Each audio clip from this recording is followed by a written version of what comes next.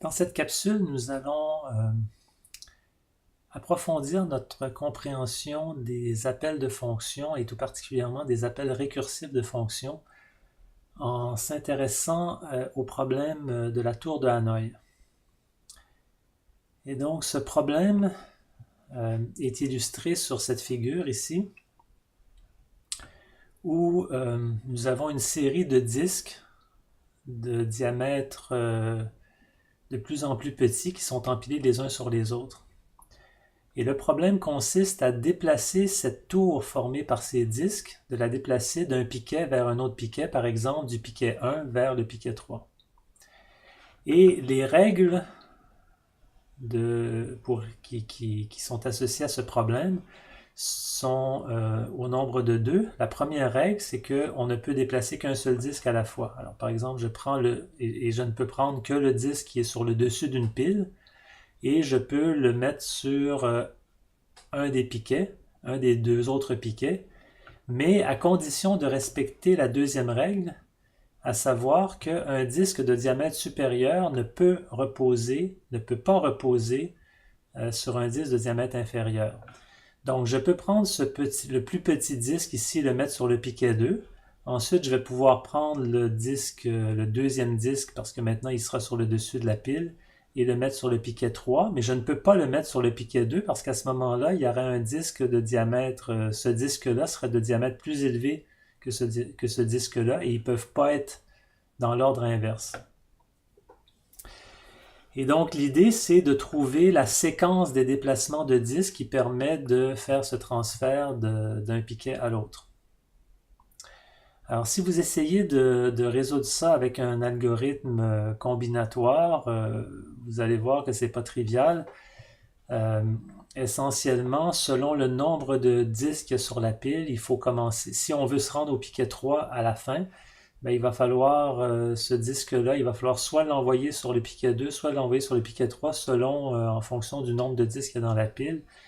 Et l'algorithme qui fonctionne dans tous les cas si on n'emploie pas la récursion, cet algorithme-là est assez compliqué. Par contre, il existe une solution récursive à ce problème, une solution récursive très simple qui est énumérée ici. Alors, dans cette solution-là, on a besoin de déplacer une tour qui comporte n disques. Donc n pouvant être un nombre quelconque allant de 0 disques à un grand nombre de disques. Donc, quand on définit des algorithmes récursifs, il faut toujours commencer par définir un cas de base. Et le cas de base, c'est que si je ne veux pas déplacer de tour, à ce moment-là, je n'ai rien à faire. Donc, c'est un cas de base qui est très simple. C'est un cas qui va mettre fin à la récursion. Donc, si n est égal à 0, ne rien faire. Et j'ai terminé. Donc, si ma fonction récursive est appelée avec n égale à 0, ben, je ne fais rien, je retourne en ne faisant rien, et c'est terminé. Par contre, si n est plus grand que 0, à ce moment-là, alors n plus grand que 0, qu'est-ce que ça veut dire? Ben, ça veut dire que mon problème dans sa totalité, c'est de déplacer une tour de 8 disques ici. Il y a 8 disques qui sont illustrés, donc c'est mon problème dans sa totalité. Mais je peux avoir des sous-problèmes qui consistent par exemple à déplacer une tour de 3 disques. Donc si j'ai seulement 3 disques à déplacer, du piquet 1 au piquet 3, ben, je peux laisser tous les autres disques sur le piquet 1, et puisque tous leurs diamètres sont, les diamètres de ces disques-là est plus grand que tous les disques de la tour de 3 disques, ben en fait, c'est comme si ces disques-là n'étaient pas là. Donc, je peux déplacer librement ces 3 disques-là sur n'importe quel piquet, tout en respectant les 2 règles qu'il y a ici. Alors, la solution récursive, elle est simple. Je dois commencer, si j'ai une tour de 8 disques à déplacer, je dois commencer par récursivement, donc par un appel récursif à ma fonction, je vais commencer par déplacer la tour de 7 disques, les 7 disques les plus petits. Je vais la déplacer sur le piquet intermédiaire. Donc, si mon objectif, c'est de mettre la tour de 8 disques sur le piquet numéro 3, ben, je vais déplacer récursivement la tour de 7 disques sur le piquet 2 pour l'enlever du chemin. Et là, tout ce qui va me rester ici, c'est le disque de plus grand diamètre sur le piquet 1 que je vais pouvoir déplacer en une étape sur le piquet 3. Et après ça, il va me rester ma tour de 7 disques qui est sur le piquet 2. Il va falloir que je la déplace de façon récursive sur le piquet 3. Et à ce moment-là, j'aurai terminé. J'aurai terminé mon travail. Alors, ce problème illustre la force de la récursion, une fois qu'on l'a compris. Mais comprendre la récursion, c'est pas évident a priori. Alors, ici, dans le contexte de l'exercice, je vais enlever ce contexte-là parce que ce contexte-là, il ne sert qu'au correcteur automatique. Donc, il n'est pas pertinent pour faire l'exercice. Et puis, ce qu'on vous demande de faire, en fait, ici, j'ai déjà codé la solution de la fonction. Et donc, ça, c'est la solution. Donc, on demande de faire une fonction qui accepte 4 arguments. Le premier argument, c'est le nombre de disques, donc la hauteur de la tour que l'on veut déplacer. Le deuxième argument, c'est l'indice de la position actuelle de la tour. Le deuxième argument, c'est l'indice du piquet sur lequel on veut déplacer cette tour. Et le quatrième argument, c'est l'indice de l'autre piquet. Alors, le cas de base, on peut le définir de cette façon-ci. Donc ça ne répond pas tout à fait à l'énoncé de l'exercice parce que je n'ai pas traité le cas particulier de si le nombre de disques est négatif. Dans l'énoncé de l'exercice, on demande de soulever une exception. Là, je l'ai pas dans ma solution ici, je ne l'ai pas mis parce que ce n'est pas nécessaire pour illustrer ce que je vais illustrer. Et donc, ici, on pourrait simplement en fait écrire si n est égal à 0, alors on retourne une liste vide. Et ce qu'on retourne, c'est la liste des déplacements à faire pour déplacer une tour de n égale 0 disque. Donc, quand il y a 0 disque à déplacer, ben, on retourne une liste vide qui signifie on n'a rien à déplacer. Et ensuite, qu'est-ce qu'il faut faire? Donc, notre algorithme récursif que je vous ai donné ici dit de déplacer récursivement une tour de n-1 disque du piquet de départ vers le piquet intermédiaire. Donc, une tour, je vais appeler ma fonction Hanoi, qui est appelée pour une certaine valeur de n et pour des valeurs de ijk, va se rappeler elle-même avec la valeur n-1 pour le nombre de disques, donc un disque de moins. Et là, on veut déplacer cette tour de n-1 disque du piquet i vers le piquet k. Le piquet k, c'est le piquet intermédiaire ici qu'on a reçu, afin de libérer le piquet j. Donc le piquet j devient maintenant le piquet intermédiaire. Et à ce moment-là, le déplacement qu'on va pouvoir faire à cette étape-là, c'est de déplacer le disque qui est sur le piquet i vers le piquet j. Et après ça, tout ce qui va nous rester à faire, c'est de redéplacer récursivement la tour de n-1 disque du piquet intermédiaire k vers le piquet destination j en se servant du piquet i comme piquet intermédiaire. Donc ici, la fonction Hanoi, appelée récursivement, va nous retourner une liste des déplacements à faire. Cette liste-là, je l'appelle tour 1. La liste qui consiste à déplacer un seul disque, je vais l'associer à la variable disque. Et le deuxième appel récursif, qui consiste à déplacer une tour de n-1 disque, du piquet k vers le piquet j, je vais l'appeler, donc la liste des déplacements de disques à faire, je vais l'appeler tour 2.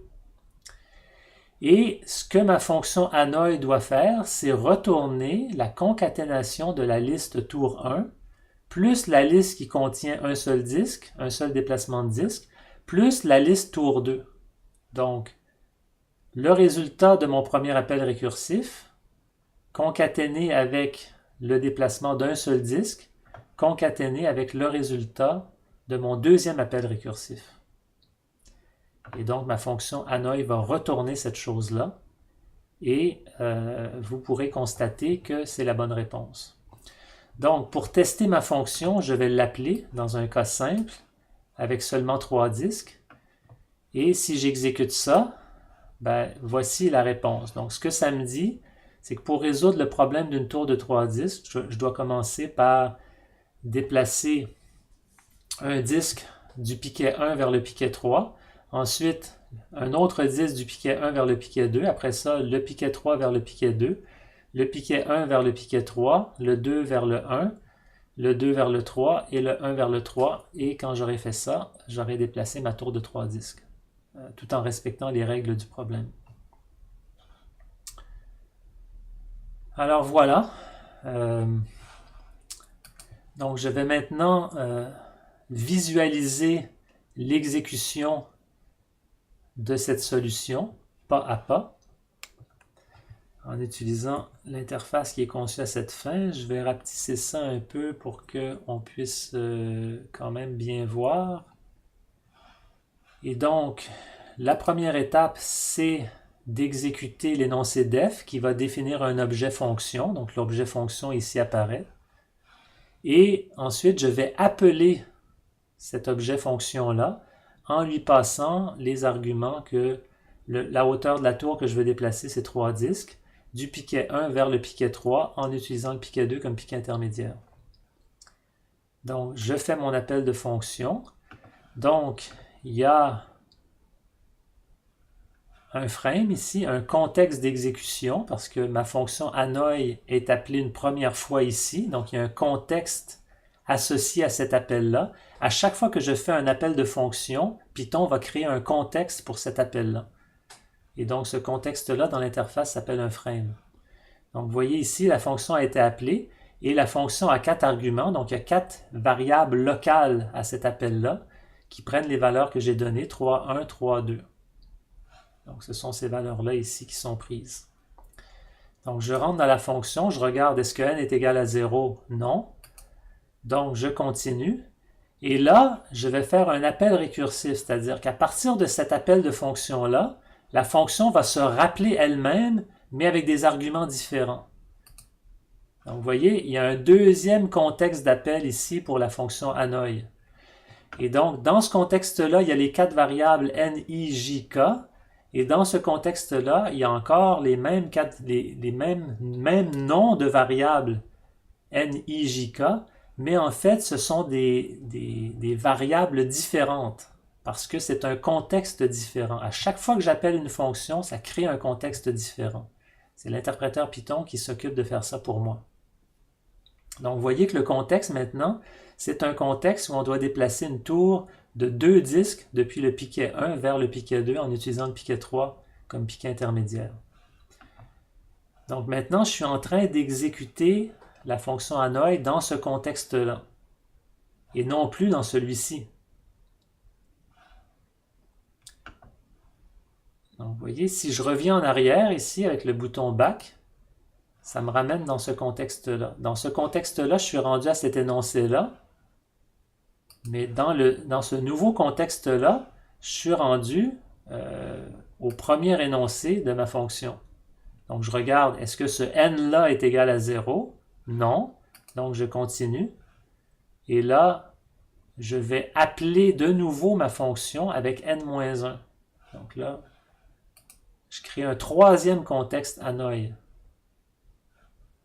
Et cette fois-ci, ce contexte-là, c'est déplacer une tour d'un seul disque du piquet 1 vers le piquet 3 en utilisant le piquet 2 comme piquet intermédiaire. Donc, j'exécute ma fonction dans ce contexte-là. Alors, pendant ce temps-là, ces fonctions-là, elles attendent ici. Ces contextes d'appel de fonction, ils attendent que celle-là se termine. Donc, je vais faire un quatrième appel récursif. En fait, un troisième, ça c'est pas un appel récursif, ça c'était le premier appel, ça c'est un premier appel récursif, un deuxième appel récursif, là je fais un troisième appel récursif. Mais cette fois-ci, je tombe sur le cas de base. Le cas de base, c'est n est égal à 0. Donc, quand je vais arriver ici, effectivement, n est égal à 0, et donc je vais faire un return d'une liste vide. Donc, vous voyez que la valeur qui sera retournée par cette fonction-là, Mes autres fonctions n'ont pas encore retourné, elles n'ont pas terminé leur exécution. Elles sont en cours d'exécution, mais d'abord, il faut que je termine celle-là. Et celle-là va retourner une liste vide. Et donc, ça va retourner où?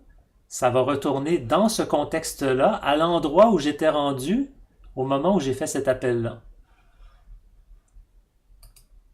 Donc voilà, je suis remonté d'un niveau à ce contexte-là ici.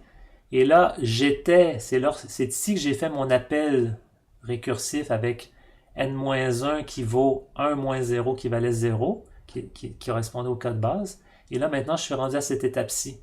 Je vais créer une nouvelle variable associée à une liste qui contient un couple, qui est un déplacement du piquet i vers le piquet j. Donc, vous voyez ici, la variable disque, la variable tour pointe vers une liste vide, la variable disque pointe vers une liste qui contient un seul élément, et cet élément-là, en fait, c'est un tuple de deux valeurs, de deux entiers. Indice de départ, indice d'arrivée. Et là, je suis rendu à cet énoncé-là ici qui consiste à faire un autre appel récursif à partir de ce contexte-là. Mon premier appel récursif m'a donné une liste vide. Mon deuxième appel récursif va aussi me donner une liste vide puisque c'est un n est égal à 0. Voilà, donc je retourne ici tour 1, disque, tour 2, et là j'ai terminé l'exécution, enfin je m'apprête à terminer l'exécution de ce contexte d'appel à la fonction Hanoi. Et mon résultat, ça va être quoi? Ça va être la concaténation de cette liste-là avec cette liste-là et cette liste-là. Donc, je prends une liste vide concaténée avec cette liste-là et concaténée avec une autre liste vide, ça me donne une liste qui en fait est associée. En fait, c'est une copie de cette liste-là que je vais obtenir. Et c'est ça que je vais retourner. Je vais retourner à qui? Je vais retourner à cet appel-là ici de la fonction Hanoi, à l'étape où on était rendu au moment où on a fait cet appel-là ici. C'est-à-dire cette étape-là, c'était cette étape ici. Et donc, vous voyez que mon résultat a été associé à la variable tour 1 de ce contexte-là, de ce frame. Et là, qu'est-ce que je vais faire? Je vais continuer mon exécution. Donc, la variable disque va correspondre à un déplacement de 1 à 2. Et là, je vais faire un autre appel récursif qui, lui, va me produire un autre déplacement de disque. Vous voyez, là, je suis dans ce contexte-là ici. Donc, j'ai 3 appels récursifs. J'ai une profondeur de 3 appels. Donc, ça, c'est mon appel initial. Cet appel-là a fait un appel ici, qui a fait un appel ici, qui a fait un appel là. Lui, il vaut n égale à 0, donc il va faire un return avec une liste vide.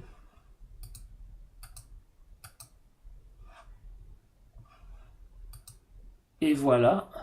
Donc, maintenant, dans cet appel-là, j'ai obtenu le résultat de mon premier appel récursif, qui est une liste vide. Je continue l'exécution et je fais un autre appel récursif qui vient d'apparaître ici. Donc lui aussi va encore me produire une liste vide. Et là, j'ai mes 3 résultats pour cet appel-là. Je vais les concaténer ensemble pour me faire une liste résultats qui va retourner cette valeur-là. Et ça me retourne à cet appel-là qui maintenant a obtenu lui-même à son tour ces 3 résultats. Il va les concaténer ensemble pour faire une liste qui va contenir 3 éléments et chacun de ces éléments-là vont correspondre à des tuples. Donc celui-là, c'est ce tuple-là, celui-là, ce tuple-là et celui-là, ce tuple-là. Et c'est cette liste-là qui va être retournée à cet appel-là ici pour compléter la première étape de l'appel initial ici. Donc, vous voyez, la première étape, le résultat est associé à la variable tour 1. Et là, maintenant, je vais créer la variable disque, qui est le bon déplacement unique. Et je vais ensuite faire un autre appel récursif pour terminer mon déplacement. Et là, je vais vite parce que là, c'est la même chose qui va se répéter, mais je vous encourage à faire ça par vous-même et à regarder étape par étape et vous assurer que vous comprenez bien. Donc, je vais vite. Je fais tous les appels récursifs. Construire le résultat.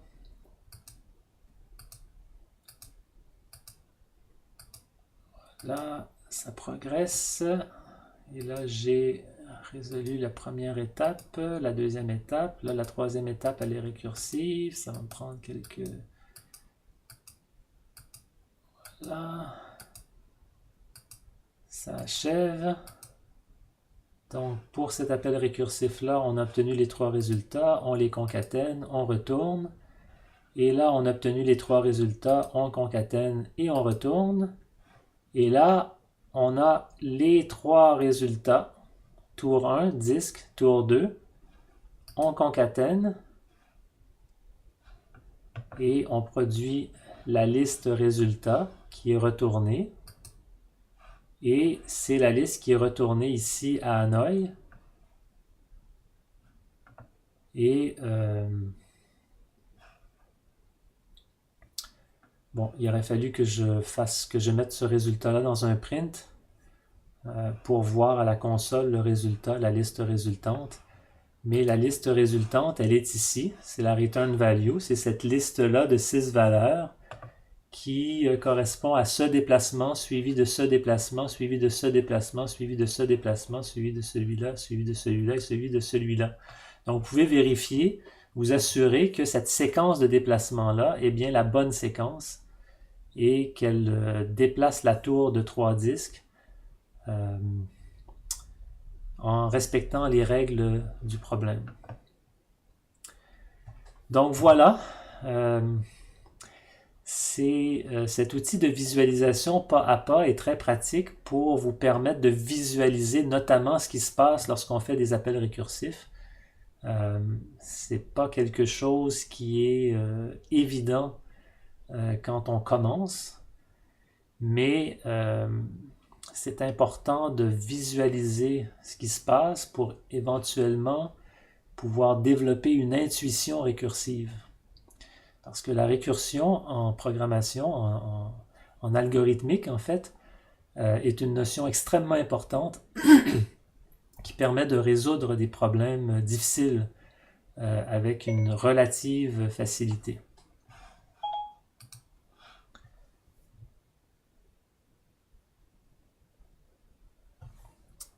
Donc voilà, ça termine ce que je voulais vous montrer avec cette capsule vidéo.